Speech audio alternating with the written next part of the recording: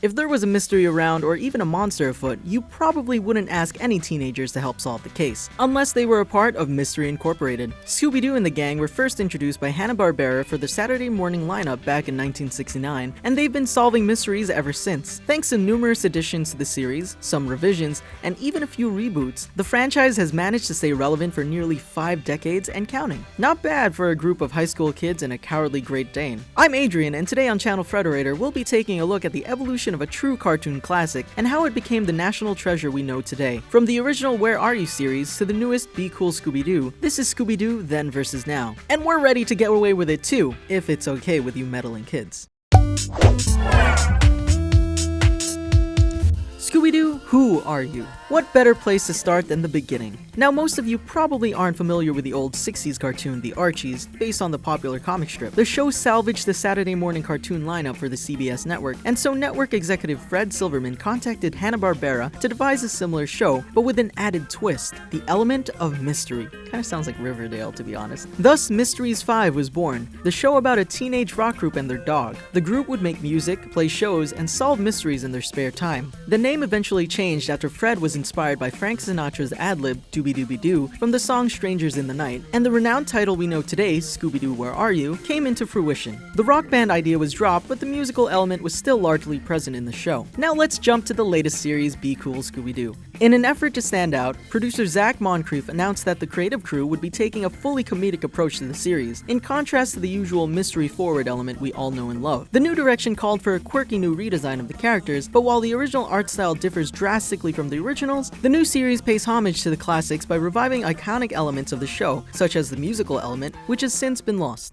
The Gang. At this point, just about everyone is familiar with the Mystery Inc. gang. There's Shaggy and Scooby-Doo, the cowardly best friends controlled by their appetite, the analytical bookworm Velma, the anti-damsel in distress Daphne, and the strategic leader of the group Fred. Throughout the years, the gang has managed to maintain these archetypes with only minor changes in personality, but the latest series, Be Cool Scooby-Doo, really shakes things up in that endeavor. So while Shaggy and Scooby are still cowardly, it's not laid on as thick as before. They're less oblivious to their surroundings and no longer resistant to plans too. In fact, they're even proactive in helping capture the bad guys. Obviously, food is still a major driving force, but it's severely downplayed, so much so that Scooby snacks aren't really needed to bribe them anymore. Velma, who was once the first to track down a mystery, now puts her studies above all else. Unlike the old series, her passion is her books and education rather than solving mysteries, but she still has a lot of fun doing it. Although now she seems almost over-analytical to the point where she's basically a Sheldon Cooper personality type, but slightly more charming. Fred is now completely gung-ho about solving mysteries, even more than before. In a sense, he consumed Velma's original desire to sniff out clues, but his beloved trap-building skills go unmentioned. Still, the most noticeable change is Daphne's personality.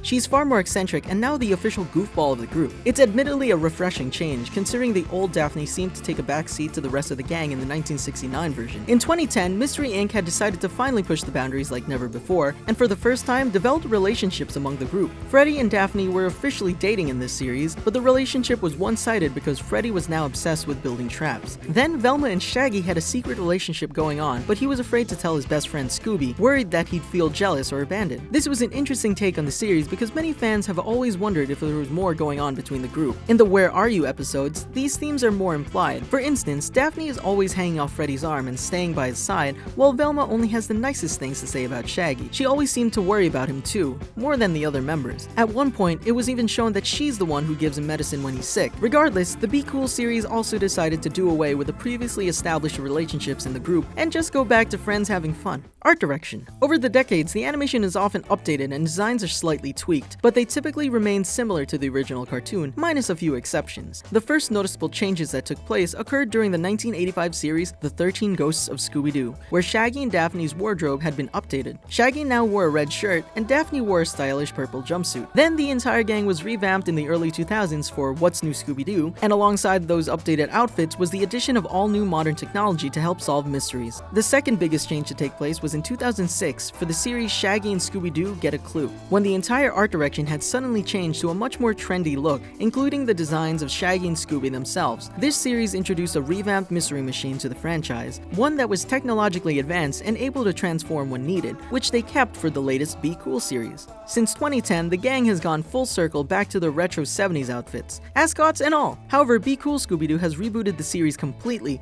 offering a whole new art direction and modern approach to the cartoon. Every character has been redesigned to look far more rounded and more similar to that of Brickleberry or Family Guy. They still have their retro outfits, but those horrible bell-bottoms are finally a thing of the past. The mysteries. Classic Scooby-Doo episodes followed a very specific formula. Each one played out similarly. The gang stumbles upon an old legend or local myth on their way to, or during, some normal teen function. Then they have a run-in with said legend or local myth, usually in the form of some monster or ghost, and finally they reveal the true culprit along with the clues that gave them away. During the 1980s, a new setup was introduced, in which the monsters were actually real. This started an on-again, off-again trend within the series that's been used countless times throughout the years, starting with the second season of Scooby-Doo and Scrappy-Doo, and continuing on through the 13 Ghosts of Scooby-Doo, including several of the feature-length releases, such as the memorable Scooby-Doo on Zombie Island, and many more. Since 2002, the original formula has returned to the television series, but with a less routine setup. Instead of the same inciting incident happening over and over again, it's far more natural and less victim of circumstance. Still, the core concept remains unchanged because it's a cornerstone of the very foundation that built the franchise. However, changes in the setup did happen for 2010's Mystery Inc. series as the first ever alternate universe, in which the mysteries are found within the gang's quiet hometown of Crystal Cove. This was an effort to explore darker, more mature themes within the series, and by calling it an alternate timeline, they wouldn't get hung up on aligning details with previous incarnations. They also added an element of teenage drama by involving permanent character deaths, disapproving parents, and the complications of dating. Gags and humor. Times have changed since the show premiered in the late 60s, which means the audience has changed, and so has the humor. Back in the day, slapstick comedy was all the rave,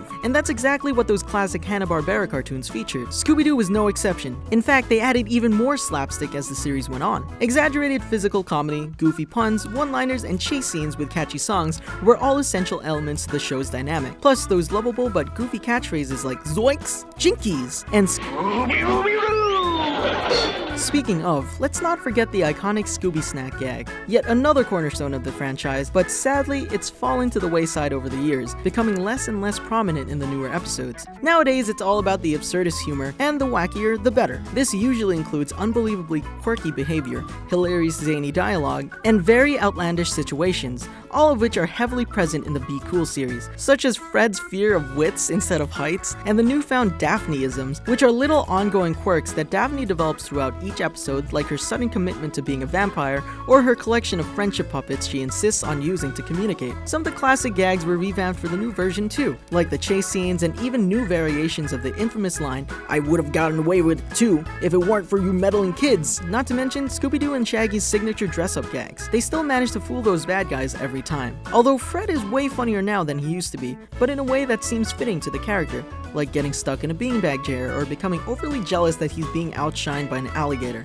Typically, the old Fred would just riff off of Shaggy and Scooby's ridiculous behavior like the rest of the gang. Revivals and reboots. The transitions this show has made up until this point are quite staggering and pretty noteworthy. For the Be Cool series, it seems as though the story mainly focuses on the teenagers and less on Scooby-Doo. He's definitely taken a backseat on the new seasons, which is kind of how the early seasons were. It's also ironic considering it's the exact opposite of what happened during the 80s. Once the show's ratings began to slip, the network started adding characters and exploring more of Scooby's family. Once they introduced us to his nephew, Scrappy-Doo, the network decided to drop all of the human characters except Shaggy and repurpose the show for the new duo. Scooby-Dum, the dim-witted cousin, was later introduced as a semi-permanent character on the show. They brought back Daphne in '84 to rejoin Scooby, Shaggy, and Scrappy for an all-new show, The Scooby and Scrappy-Doo Show.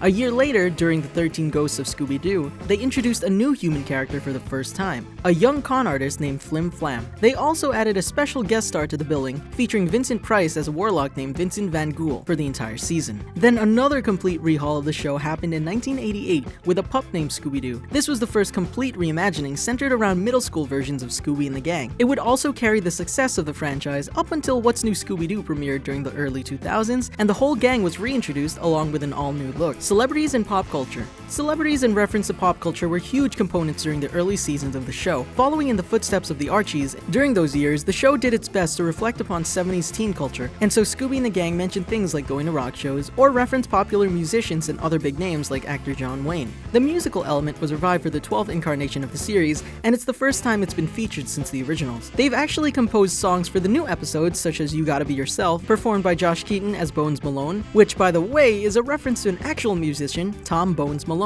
Aside from the music, the new series doesn't rely much on celebrity guest stars or pop culture references as the old ones did. In this version, it's all about the jokes. Back in 1972, it was a different story. A few hour-long specials followed the Where Are You series, and some pretty big celebrities guest starred as themselves. This became another hallmark of the franchise, but it's something that likely won't be revisited in the new incarnation. Harlem Globetrotters, Don Knotts, Kiss, and even Batman and Robin were all in the new Scooby-Doo movies, and that's just naming a few. Other additions throughout the year have kept up this tradition, such as 2014 Scooby-Doo WrestleMania Mystery, starring none other than John Cena. Outside of the cartoon, Scooby-Doo has been featured in other forms of media and pop culture. Most recently would be the direct-to-DVD film, Lego Scooby-Doo Haunted Hollywood. The gang's also been featured in other franchises, like that time they cameoed on Jay and Silent Bob Strike Back. And continuing that trend, a Scooby-Doo crossover episode has just been announced for Supernatural Season 13, theatrical releases. In 2002, an amazing thing happened.